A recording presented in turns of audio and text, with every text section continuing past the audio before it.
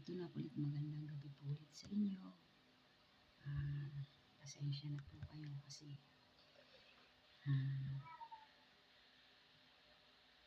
naputol po. Nung ako po yung nandun nga po sa tinirahan namin na kamag-anak namin yung kinalakihan ko. Hindi ko na po sasabihin kung saan. Kasi hanggang ngayon nandun pa naman sila. Magtataka po kayo kung bakit ako napunta sa kuya ko nung magkakahiwalay kami. Kinuha po ako ng kapatid ko dyan sa tinirahan ko. Kasi tumawag po ako sa kanya. At paano ko rin po ba nakita ang kuya ko?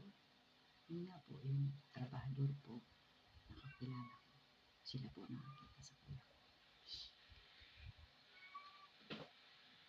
Bali, nung tumawag ako sa kanya, nagkataon na magpapiesta po sa probinsya namin. Gusto po ako nung pinakatsahin ko isama sa probinsya. Pero ayaw ko kasi natatakot ako baka kunin po ako ng tito ko. Ayoko na po tumira sa tito ko. Natatakot din po ako na maiwan. Kasi po, may nangyayari po dyan sa tinitirahan ko na hindi maganda. Dahil ito naman ang dadalagan na po ako. Meron po silang tindahan. Gumigising po ako ng madaling araw para po mag-ayos ng mga paninda. Pupunta po siya doon sa tinutulugan namin. Nakatapis lang po siya ng tuwalya.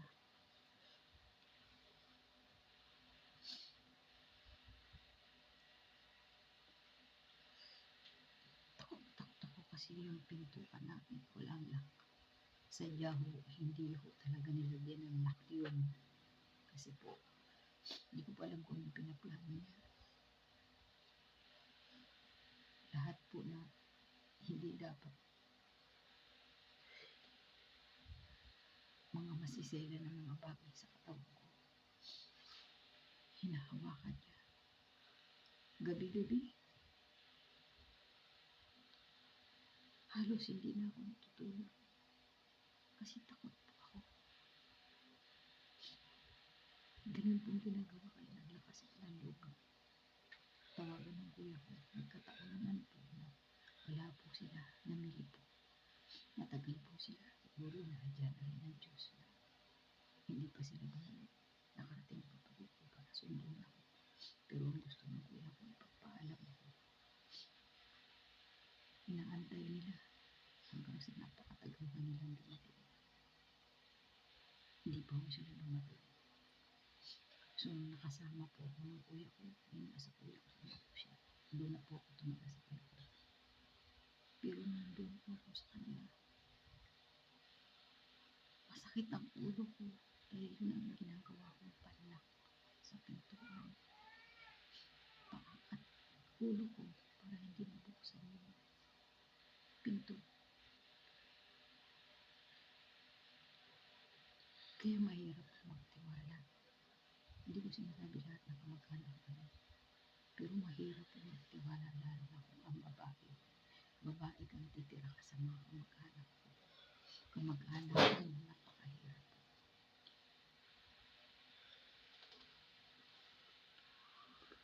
Ganun po nangyari sa akin. Hanggang ngayon, tinatanong ko yung sarili ko kung bakit hindi ko nakita ang aking mga magulang. Bata pa. Hindi ko sila kilala. Hindi ko kilala ang tatay ko. Hindi ko kilala ang nanay ko. Hindi ko alam kung ang itsura nila.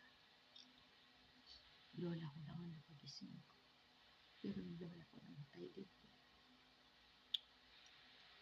Tapos dito ko nga po. Ang kapatid ko ng papa ko. Mahirap.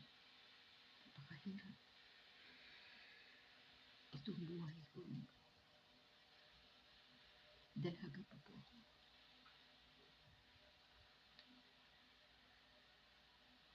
Ang hirap nung saan ka titira na kamag-anak.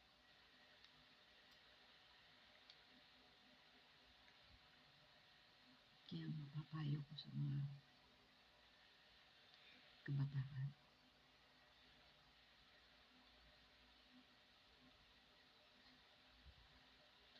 gaya na sinabi ko, mahalin niyo ang magulang niyo.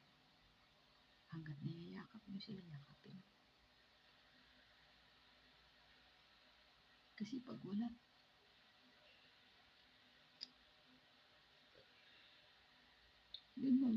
doon ka mag-iisip, ba't ganito? Ako marami akong tanong eh. Hindi ko naman matanong ng kapatid kong lalaki. Kasi nga, hindi nga ako sanay sa kanila. Gawa na, hindi naman kami magkasama na lumaki kami. Pero ngayon na tumatagal na yun nga nag-asawa na ako, hindi pa rin ganun. Hindi pa rin ganun kalakas yung loob ko para tungkol sa mga magulang ko. Pero kung ito, mapapanood ito ng kuya ko, sorry kuya, nailabas ko to, alam ko mapapanood ito. Sorry. Pero hindi ko babanggitin ang pangalan kasi baka may makakilala siya. Hindi rin kita dito ipapakita. Ako lang yun. Pag nanonood na ako ng mga drama, iisip ko yung sarili ko. Kaya ako yung ngayon na lang pamilya na ako. Ganun ako kainit sa mga anak ko. Dahil ayoko sila maging walang magulang. Kasi ang hirap eh, na walang nanay. Naiingit ako sa mga may magulang. Tapos, hindi nila nare-respeto ang kanilang magulang. Yun nga po, nag-asawa ko, yung magulang ng aking asawa. Mahal na mahal ko yung binan ko. At mahal na mahal din ako yung binan ko. Wala akong masabi, napakabait ni mama at saka ni tatay yung binan ko. Itinuring ko silang parang mga magulang ko na rin. Dahil magulang naman po yung asawa ko. Ang hirap.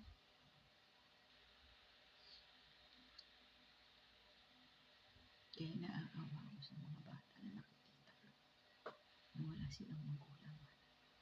Kasi nangyari sa amin.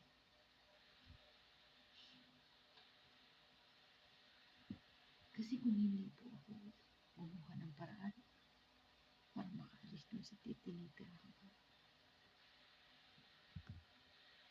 hindi ko po alam kung ano nangyari sa akin. Mabait na rin ang Diyos kasi iningatan pa rin niya ako. Tapos, iginagay niya ako. Hindi po ako marunong magdasal. Basta, tumatawag lang ako sa kanya. Hindi ko alam yun pala pagdadasal. Kasi nga, wala pong nagturo sa akin.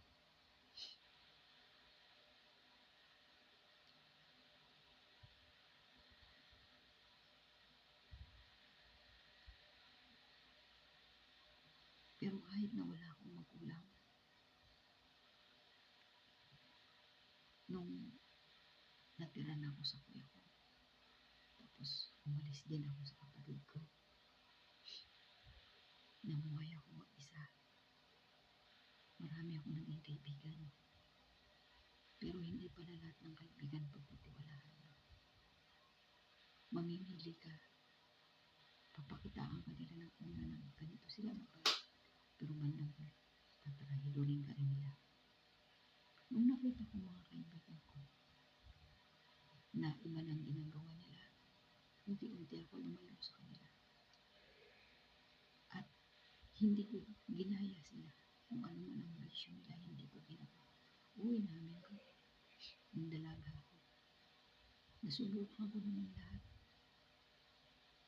Maliban lang doon sa masamang bisyo. Inikman ko ng sigarilyo.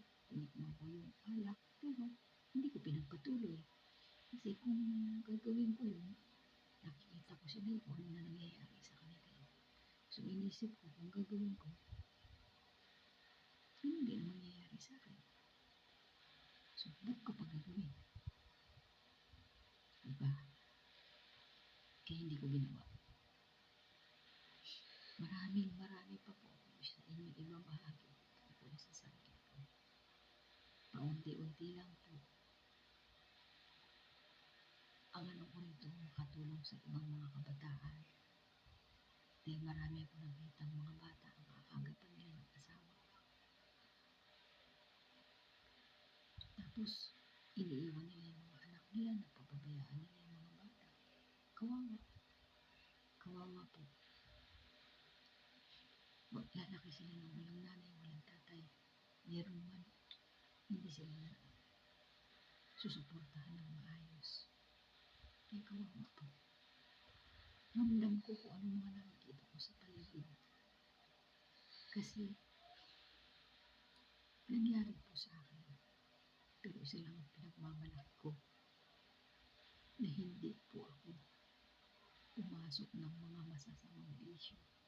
Kahit na wala akong magulang, hindi man ako nakapagtapos ng pag-aaral, hindi ko ginawa ang mga bagay na yan. Dahil alam kong hindi tama. Pasensya na po kayo sa ibang mga baguhan ngayon. Wala pa akong intention na anuman. Ang gusto ko lang po, maibahagi ito sa inyo para magkaroon po kayo ng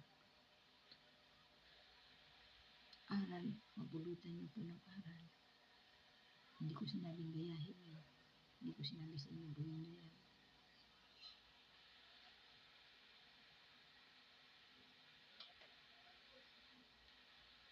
Pag nagmahal kasi kayo, sigurado niyo na mahal din kayo. Ang pinakamaganda, kapag nag-asawa kayo, kailangan marunong kayo magbigay. Hindi yung away dito, away doon. Hindi ko alam kasi ako hindi ako pala away sa asawa ko eh. Tinalang ako nagsasalita. Pero pagka tinalang ka din naman ang utak ko, nagsasalita din naman ako. Ganun lang po yun. Kung sino man po yung gustong panoorin yung video ko, thank you. Tapusin niyo yung video ko. Kung hindi naman, skip niyo lang po. Maraming salamat po. Magandang gabi po sa inyong lahat.